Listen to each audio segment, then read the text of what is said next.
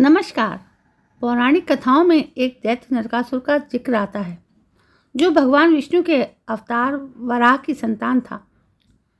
दिलचस्प बात यह है कि नरकासुर एक भगवान की संतान होने के बावजूद दुष्ट बन गया और बाद में भगवान विष्णु ने ही उसका संहार किया।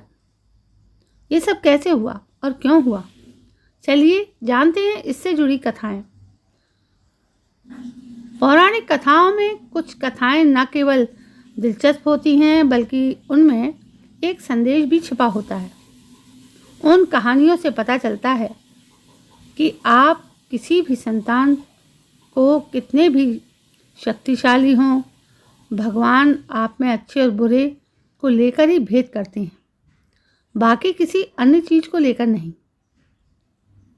तभी तो कई किस्सों में सुनने को मिल जाता है कि बुराई के मार्ग पर चलने के कारण भगवान ने अपने पुत्र या पुत्री का संहार कर दिया।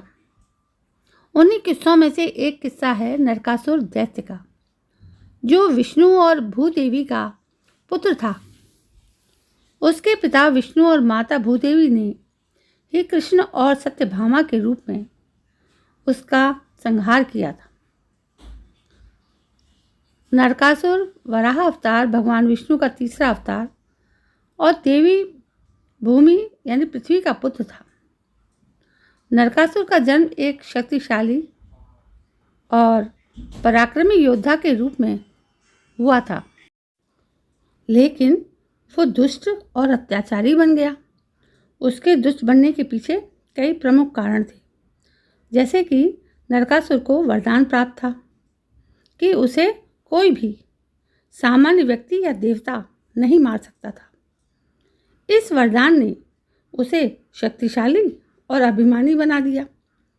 नरकासुर को अपनी शक्तियों का अहंकार हो गया था और उसने इनका उपयोग अधर्म के लिए करना शुरू कर दिया था।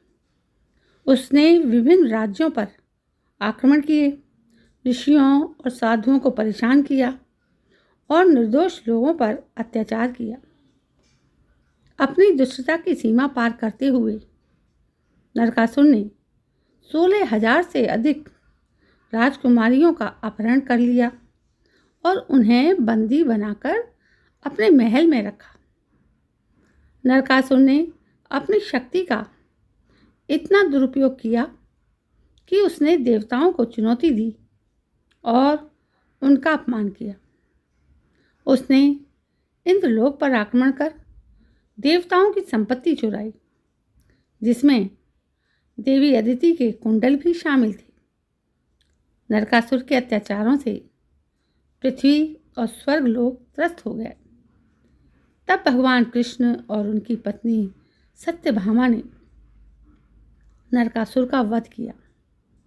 पौराणिक कथाओं के अनुसार नरकासुर का वध सत्यभामा ने किया था, क्योंकि नरकासुर को वरदान था कि केवल स्त्री ही उसे मार सकती है। इसलिए भगवान श्री कृष्ण ने अपनी पत्नी सत्यभामा को सारथी बनाया तथा उन्हीं की सहायता से नरकासुर का वध कर दिया। नरकासुर के वध के दिन को नरक चतुर्दशी के रूप में मनाया भी जाता है, जो दीपावली के त्यौहार का हिस्सा है। ये एक अधर्म पर धर्म की विजय और पाप के नाश का प्रतीक है। तो दोस्तों, ये थी नरकासुर की सच्ची कहानी जो आज आपको मैंने पूरी तरह से बताई है। दोस्तों, आपको ये कहानी कैसी लगी? यदि पसंद आई हो तो मैं चाहती हूँ कि आप मेरे चैनल को सब्सक्राइब करें, लाइक भी करें, शेयर करें और एक अच्छा सा कमेंट ज़रूर करें। कल मैं फिर हाजिर होती हूँ एक नई कहानी को लेकर। तब तक के लिए जय हिंद, वंदे मातरम।